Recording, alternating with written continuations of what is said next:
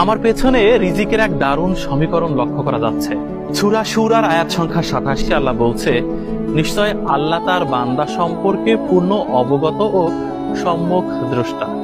দেখেছেন কি চমৎকার ভাবে এই কবুতরগুলো তাদের রিজিক খুঁজে পাচ্ছে।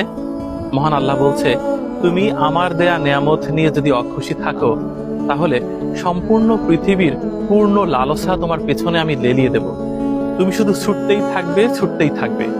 দিন শেষে সন্ধ্যা নামবে, তুমি ঠিক ততটুকু নিয়ে ফিরবে যতটুকু আমি তোমার জন্যই রেখেছিলাম।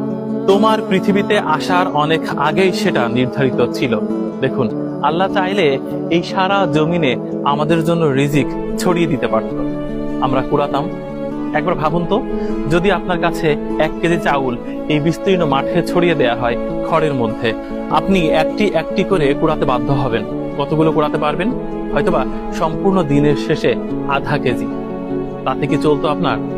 বরং স্রষ্টা অনেক বেশি নিয়ামত পূর্ণ করে একসাথে তুলে দেন রিজিক আমাদের হাতে। কি চমৎকার ব্যাপার না?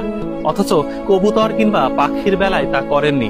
কৃষক ধান উঠিয়ে নিয়ে চলে গেছে, তারপর এই খড়ের মধ্যে বা নাড়ার মধ্যে একটি একটি করে ধান পড়ে আছে, সেই ধান পোড়াচ্ছে কবুতর। তাদের পাকস্থলী পূর্ণ হলেই তারপর তারা বিদায় নেবে। ঠিক আমাদের জন্য এতটা অনিশ্চিত করে রিজিক নির্ধারণ করে রাখেননি মহান আল্লাহ, বরং আমাদের জন্য আরো বেশি সহজ করেছে। কিন্তু আমরা কি করলাম?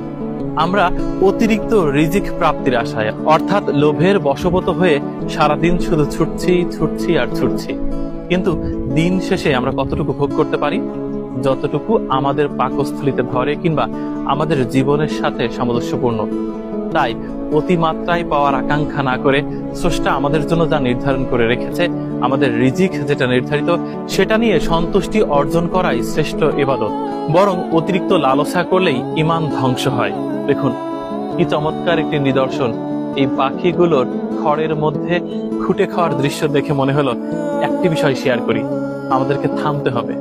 আমরা যেভাবে ছুটছি, আমরা যেভাবে ব্যস্ত আছি, আমাদের যতটা প্রয়োজন ঠিক ততটুকু হলেই সামঞ্জস্যপূর্ণ। বরং আমরা নিজেরাই জানি না আমাদের কতটা প্রয়োজন।